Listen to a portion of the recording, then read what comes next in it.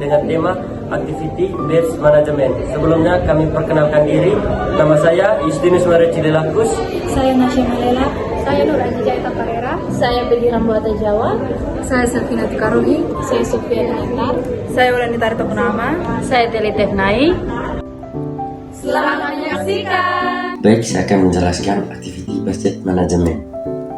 BM Activities Based Management merupakan suatu metode pengelolaan aktivitas yang bertujuan untuk meningkatkan nilai produk atau jasa untuk konsumen, meningkatkan daya saing, dan meningkatkan profitabilitas perusahaan. AB mengandalkan Activity Based Costing sebagai sumber informasinya, sementara fokus perhatiannya adalah aktivitas dan efisiensi aktivitas serta proses kunci bisnis. ABM operasional dan ABM strategis. Aplikasi ABM dapat dibedakan menjadi dua kategori, yaitu ABM operasional ABM dan ABM strategis ABM. ABM operasional mengarah pada efisiensi operasi, utilisasi aset, dan penggunaan biaya yang lebih rendah. Fokusnya adalah mengerjakan sesuatu dengan benar dan melakukan aktivitas dengan cara yang lebih efisien. Aplikasi ABM menggunakan teknik-teknik manajemen seperti manajemen aktivitas, perekayasan proses bisnis atau Business Project Reengineering, TQM, dan pengukuran kinerja. ABM strategis mengarahkan manajemen untuk mendapatkan manfaat dari model biaya ABC melalui pengendalian biaya dan pembuatan keputusan untuk produk individual, layanan, dan konsumen. ABM strategis bekerja melalui perubahan kombinasi aktivitas menjauhi aplikasi-aplikasi mahal dan tidak menguntungkan, sehingga pendapatan akan lebih besar daripada biaya aktivitas yang dibutuhkan. ABM strategis memberi petunjuk dalam pembuatan keputusan dalam hal berikut ini. Yang pertama, bauran produk dan penentuan harga. Yang kedua, hubungan dengan pemasukan dan pemilihan pemasukan. Yang ketiga, hubungan dengan konsumen. Yang keempat, pendesain produk dan pengembangan produk. Activity Based Costing dan Activity Based Management. ABC, Activity Based Costing, telah lama dikenal. ABC merupakan suatu teknik untuk memahami biaya dan membatasi biaya dalam produk untuk konsumen. ABC sering disebut sebagai teknik untuk meningkatkan profitabilitas perusahaan. Oleh karena itu, yang pertama, manajemen akan mendapatkan pemahaman mendalam mengenai proses bisnisnya dan perilaku biaya dalam proses analisis ABC. Dan yang kedua, manajemen akan mengaplikasikan pandangan yang diperoleh selama menjalankan proses mendapatkan fakta dalam ABC. Hal tersebut bertujuan untuk meningkatkan kualitas pengambilan keputusannya. Aktivitas manajemen ini disebut sebagai Activity Based Management. Dan ABC merupakan bagian ABM yang digunakan untuk hal-hal berikut ini. Yang pertama, mendesain produk atau jasa untuk memenuhi bahkan kelebihan keinginan konsumen dan efisiensi yang berkelanjutan dan mampu menghasilkan laba yang lebih besar. Dan yang kedua, memberi tanda untuk melanjutkan atau menghentikan perbaikan kualitas atau kecepatan. Yang ketiga, mengarahkan penentuan bauran produk dan keputusan investasi. Yang keempat, memilih pemasukan. Yang kelima, negosiasi produk, fitur, kualitas, dan layan untuk konsumen. Yang keenam, memanfaatkan proses distribusi dan layanan pada konsumen sasaran secara efisien dan efektif. Dan yang ketujuh, meningkatkan nilai produk dan jasa perusahaan. Tentang analisis nilai proses, penggunaan ABC dalam ABM akan memberikan arah yang tepat dalam perhitungan biaya produk dan analisis nilai proses. Model ABM memiliki dua dimensi, yaitu dimensi biaya dan dimensi proses. Dimensi biaya memberikan informasi mengenai sumber daya, aktivitas, produk, konsumen, dan objek biaya lain yang menjadi perhatian. Dalam model ini, biaya sumber daya ditelusuri kembali pada aktivitas, kemudian biaya aktivitas tersebut dibebankan pada produk dan konsumen. Dimensi proses memberikan informasi tentang aktivitas yang dikerjakan, tujuan dilakukannya aktivitas, dan seberapa baik aktivitas itu dilakukan. Dimensi ini memberikan kemampuan untuk melakukan dan mengukur perbaikan yang berkelanjutan. Analisis nilai proses merupakan dasar dalam ABM. Analisis ini lebih fokus pada pertanggungjawaban aktivitas dan cara memaksimalkan kinerja sistem secara luas daripada hal-hal yang berhubungan dengan biaya dan kinerja individu. Analisis nilai proses membantu mewujudkan ABM menjadi basis operasional. Analisis memicu mencari akar penyebab. Pengolahan aktivitas membutuhkan pemahaman mengenai penyebab biaya aktivitas. Setiap aktivitas memiliki input dan output. Input aktivitas adalah sumber daya yang dikonsumsi oleh aktivitas dalam proses penghasilan output. Sebagai contoh, aktivitas membuat meja kayu. Input aktivitas tersebut adalah tukang kayu, potongan-potongan kayu, alat-alat pertukangan, paku, dan cat. Output aktivitas adalah hasil atau produk sebuah aktivitas. Pengukuran sebuah output akan efektif apabila yang diukur adalah pemicu aktivitas. Pemicu aktivitas adalah penyebab timbulnya permintaan sebuah aktivitas. Jika permintaan atas aktivitas berubah, maka biaya aktivitas juga akan berubah. Misalnya, sebuah pabrik mebel membuat meja lebih banyak sehingga aktivitas pembuatan meja akan mengkonsumsi lebih banyak input, tenaga kerja, kayu, paku, dan cat. Tujuan analisis pemicu adalah untuk mengetahui akar penyebab munculnya suatu aktivitas. Analisis pemicu sendiri diartikan sebagai sebuah usaha untuk memperluas identifikasi faktor-faktor yang menjadi akar penyebab biaya aktivitas. Jika penyebab tersebut dapat diketahui, maka manajemen dapat mengambil tindakan untuk meningkatkan kualitas aktivitas, misalnya dengan melakukan penataan ulang tata letak bangunan pabrik sehingga dapat mengurangi biaya pemindahan bahan. Jelaskan materi berikutnya terkait analisis aktivitas, yakni identifikasi dan penentuan kandungan nilai. Perusahaan sebaiknya melakukan aktivitas berdasarkan kebutuhan produk atau konsumen. Aktivitas dengan pertimbangan kedua hal tersebut akan mengarahkan perusahaan pada efisiensi sehingga lebih fokus pada value content. Perusahaan pun menjadi lebih kompetitif dibandingkan pesaingnya. Oleh karena itu, manajemen harus mampu membedakan antara aktivitas yang memberi nilai tambah atau value added activity dan aktivitas yang tidak memberi nilai tambah atau non-value added activity. Untuk tujuan tersebut, manajemen perlu menggunakan analisis aktivitas. Analisis aktivitas adalah suatu analisis yang digunakan untuk mengidentifikasi dan menentukan kandungan nilai suatu aktivitas. Umumnya, perusahaan melakukan aktivitas untuk alasan-alasan berikut ini. Yang pertama, memenuhi spesifikasi produk atau jasa atau untuk memuaskan keinginan konsumen. Yang kedua, menjaga keberlangsungan usaha perusahaan. Yang ketiga, menjanjikan manfaat bagi organisasi. Contoh aktivitas yang dibutuhkan untuk menjaga kelangsungan usaha adalah pemeliharaan bangunan, keamanan pabrik, dan pemenuhan aturan-aturan pemerintah. Walaupun aktivitas-aktivitas ini tidak menambah nilai atau value bagi konsumen, tetapi tidak dapat dihilangkan. Inti analisis nilai proses adalah analisis aktivitas. Analisis aktivitas adalah mengidentifikasi, menjelaskan, dan mengevaluasi aktivitas-aktivitas yang dilakukan oleh sebuah organisasi. Analisis aktivitas harus menghasilkan 4 keluaran berikut ini. Yang pertama, aktivitas yang dilakukan. Yang kedua, jumlah orang yang melakukan aktivitas. Yang ketiga, jumlah sumber daya dan waktu yang digunakan untuk melaksanakan aktivitas. Dan yang keempat, penentuan nilai aktivitas terhadap organisasi, termasuk rekomendasi untuk memilih dan mempertahankan hanya aktivitas yang bernilai tambah. Analisis bernilai tambah dan tidak bernilai tambah. Aktivitas bernilai tambah atau value added activity adalah aktivitas yang dapat meningkatkan nilai produk atau jasa untuk konsumen. Penghilangan aktivitas ini secara otomatis akan menurunkan nilai produk atau jasa untuk konsumen. Aktivitas memotong kain pada saat membuat baju, memasang paku pada saat membuat rangka atap, dan menuangkan besi cair pada saat mencetak plat merupakan contoh aktivitas bernilai tambah. Aktivitas bernilai tambah merupakan aktivitas yang memenuhi hal-hal berikut ini. Yang pertama, ada perubahan bentuk. Yang kedua, bentuk yang dihasilkan tidak diperoleh dari aktivitas sebelumnya.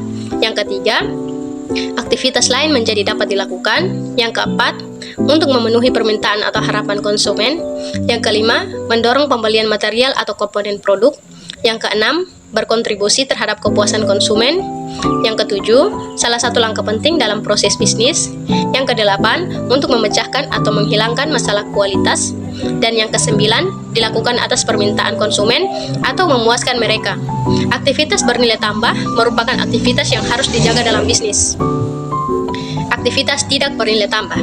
Aktivitas tidak bernilai tambah atau non-value added Strategi pengurangan biaya. Perusahaan harus terus melakukan perbaikan berkelanjutan atau continuous improvement supaya dapat bersaing dan unggul di pasar. Dalam perbaikan berkelanjutan terkandung tujuan pengurangan biaya. Kondisi kompetitif menghendaki agar satu bisnis dapat menghasilkan produk tepat waktu, sesuai keinginan konsumen, dan dengan harga terendah yang paling masuk akal. Berdasarkan hal tersebut, perusahaan harus terus berupaya untuk melakukan perbaikan biaya. Salah satu metode yang digunakan adalah penentuan biaya Kaizen atau Kaizen costing. Kaizen adalah istilah Jepang yang artinya perbaikan berkelanjutan. Karakteristik umum Kaizen adalah sebagai berikut. Fokus utama Kaizen adalah menginformasikan dan memotivasi manajer untuk melakukan pengurangan terhadap biaya dan bukan pada akurasi perhitungan biaya produk. Yang kedua, upaya dalam melakukan pengurangan biaya merupakan tanggung jawab dan kerja tim bukan individu. Yang ketiga, frekuensi. Bahkan secara bag per bag, biaya produk sesungguhnya dihitung, dibagikan, dan dianalisis oleh para pegawai lini depan. Dalam beberapa hal, bukan bagian akuntansi perusahaan yang bertugas mengumpulkan informasi tersebut, tetapi tim yang sudah dibentuk. 4. Informasi biaya yang digunakan oleh tim bersifat khusus sesuai dengan kebutuhan dan lingkungan produksinya. Biasanya difokuskan pada bidang-bidang yang memiliki peluang pengurangan biaya paling tinggi. Dan yang kelima, standar biaya selalu disesuaikan. Hal tersebut bertujuan untuk merefleksikan pengurangan biaya di masa lalu dan target perbaikan di masa yang akan datang. Selain itu juga membuktikan bahwa inovasi perbaikan selalu membawa dampak baik dan dapat digunakan untuk perbaikan tahap berikutnya. Dan yang keenam, tim kerja bertanggung jawab untuk menghasilkan ide-ide pengurangan biaya. Mereka memiliki otoritas untuk menentukan investasi skala kecil dan syarat dapat mendemonstrasikan pengembalian dari hasil pengurangan biaya. Analisis aktivitas menjadi elemen kunci dalam metode Kaizen. Analisis aktivitas dapat mengurangi biaya dengan 4 cara sebagai berikut. Yang pertama, penghapusan aktiviti. Cara ini dilakukan melalui penghapusan aktivitas yang tidak menghasilkan nilai tambah atau hanya sedikit memberi nilai tambah bagi produk, jasa, atau konsumen dan tidak berdampak terhadap kelangsungan usaha perusahaan. Misalnya, aktivitas inspeksi. Aktivitas ini dianggap penting karena dapat memastikan agar produk menggunakan komponen yang sesuai dengan spesifikasinya. Penggunaan komponen yang buruk akan menghasilkan produk akhir yang kurang memuaskan. Aktivitas ini diperlukan karena arenanya kinerja perusahaan pemasok. Solusinya adalah pemilihan pemasok yang berkualitas atau yang bersedia memperbaiki kinerjanya sehingga perusahaan dapat menghapus aktivitas inspeksi tersebut. Penghapusan aktivitas inspeksi akan diliputi pengurangan biaya perusahaan. B. Pemilihan aktivitas. Cara ini dilakukan dengan memilih aktivitas-aktivitas tertentu yang akan dijadikan satu set aktivitas sesuai dengan strategi kompetensi yang digunakan perusahaan. Pada kerangka Kaizen, penggunaan strategi yang berbeda akan menyebabkan aktivitas yang berbeda pula. Misalnya, strategi desain produk yang berbeda akan membutuhkan aktivitas produk yang berbeda pula. Setiap strategi desain produk akan membutuhkan set aktivitas dan berkaitan dengan biaya tertentu yang terkait, sehingga pemilihan aktivitas dari strategi desain yang berbeda akan dapat mengurangi biaya. C. Pengurangan aktivitas. Cara ini dilakukan dengan mengurangi konsumsi waktu yang sumber daya oleh aktivitas. Pendekatan ini dilakukan dengan tujuan meningkatkan efisien aktivitas yang dibutuhkan untuk menghilangkan aktivitas yang tidak bernilai tambah. Aktivitas pengasitan merupakan aktivitas yang dibutuhkan perusahaan. Pengurangan aktivitas pada aktivitas pengasitan dilakukan dengan cara mengurangi waktu pengasitan. D. Pembagian aktivitas. Cara ini dilakukan dengan melaksanakan aktivitas pada skala keekonomian. Pembangunan aktivitas akan meningkatkan efisiensi aktivitas yang dibutuhkan dengan menggunakan ekonomi atau economies of scale. Yang berikut laporan biaya bernilai tambah dan tidak bernilai tambah. Pengurangan biaya tidak bernilai tambah merupakan salah satu cara untuk meningkatkan efisiensi aktivitas. Sistem akuntansi perusahaan harus dapat membedakan antara biaya bernilai tambah dan tidak bernilai tambah. Untuk itu diperlukan sistem yang dapat digunakan untuk mengidentifikasi, mengukur, dan melaporkan biaya bernilai tambah dan tidak bernilai tambah. Manajemen dapat membandingkan antara biaya aktivitas sesungguhnya dengan biaya aktivitas bernilai tambah untuk menentukan level aktivitas non-produktif atau aktivitas yang inefisien dan tindakan perbaikannya. Dasar untuk mengidentifikasi dan menghitung biaya bernilai tambah dan tidak bernilai tambah adalah hasil identifikasi ukuran output untuk setiap aktivitas. Hasil identifikasi ukuran output digunakan untuk menentukan jumlah standar setiap aktivitas. Biaya bernilai tambah dapat dihitung dengan formula biaya bernilai tambah sama dengan KS kali HS, sedangkan biaya tidak bernilai tambah dapat dihitung dengan formula berikut ini. Biaya bernilai tambah sama dengan KS kurang KS kali HS. Keterangan KS sama dengan kuantitas sesungguhnya output penambah nilai untuk sebuah aktivitas. HS sama dengan harga standar per unit untuk ukuran output aktivitas. KA sama dengan kuantitas aktual atau sesungguhnya output sebuah aktivitas yang digunakan atau jika sumber daya disediakan sebanyak yang dibutuhkan atau jumlah sesungguhnya. Kapasitas aktivitas yang dimiliki atau jika sumber daya disediakan terlebih dahulu untuk digunakan. Laporan tren. Tujuan dari perbaikan aktivitas adalah pengurangan biaya sehingga akan terlihat penurunan biaya tidak bernilai tambah dari satu periode ke periode berikutnya. Misalnya PT Pluto mulai melakukan perbaikan terhadap 4 aktivitas utama tahun 2013. PT Pluto melakukan pendesaan ulang produk, pemeliharaan mesin terjadwal. Yang berikut adalah benchmarking. Pendekatan lain yang dapat digunakan untuk membuat standar penilaian yang dapat digunakan untuk melihat peluang perbaikan aktivitas adalah dengan menggunakan benchmarking. Benchmarking adalah suatu metode analisis yang dilakukan dengan cara melakukan perbandingan suatu ukuran unit-unit yang berbeda dalam organisasi yang melakukan aktivitas sama.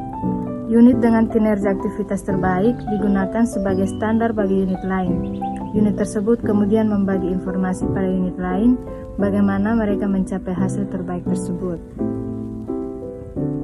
Terdapat aktivitas dan proses tertentu yang umum ada di semua organisasi. Maka benchmarking dapat digunakan sebagai standar untuk memotivasi perbaikan internal. Yang berikut adalah penganggaran fleksibel aktivitas atau activity flexible budgeting. Dalam pendekatan tradisional, aktivitas disusun menurut asumsi bahwa semua biaya hanya disebabkan oleh satu pemicu biaya atau lazimnya menggunakan jam tenaga kerja langsung. Semua formulasi perhitungan biaya untuk setiap unsur biaya adalah hasil fungsi dari tenaga kerja langsung yang dilakukan untuk memprediksi besaran biaya berapapun banyaknya aktivitas. Dalam penganggaran fleksibel aktivitas, anggaran disusun menggunakan lebih dari satu pemicu. Agar penyajiannya sederhana dan mudah dipahami, disusun berkelompok menurut kesamaan aktivitas. Berbagai metode dapat dipilih sepanjang setiap komponen biaya variabel. Aktivitas dapat merespon kebutuhan sumber daya pada saat dibutuhkan, dan komponen biaya tetap dapat merespons penggunaan sumber daya yang telah ada. Yang berikut adalah life cycle cost budgeting. Siklus hidup produk atau product life cycle secara sederhana adalah jangka waktu sejak sebuah produk dikonsepkan sampai dengan produk tersebut dihentikan. Biaya siklus hidup life cycle cost adalah semua biaya yang berkaitan dengan siklus hidup sebuah produk. Dimulai dari tahapan pengembangan perencanaan, desain, dan pengujian. Yang berikut tahapan produksi atau aktivitas pengubahan bentuk atau konveksi, dan yang terakhir pendukung logistik, diantaranya pengadvertasian, distribusi garansi, dan servis. Di antara semua aktivitas siklus hidup produk, aktivitas penyelesaian sangat menentukan biaya yang terjadi. Biaya terkait bentuk produk pada siklus hidup produk sebagian besar terjadi pada tahapan pengembangan. Kemudian pertambahannya mulai berkurang pada saat memasuki tahapan produksi dan meningkat rata-rata atau pertambahannya kecil sekali pada tahapan logistik.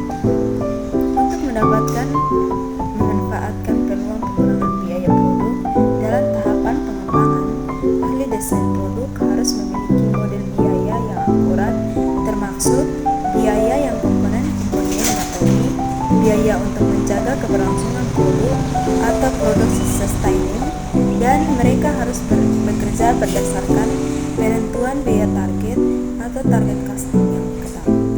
Yang berikut pengukuran non-keuangan kinerja aktivitas.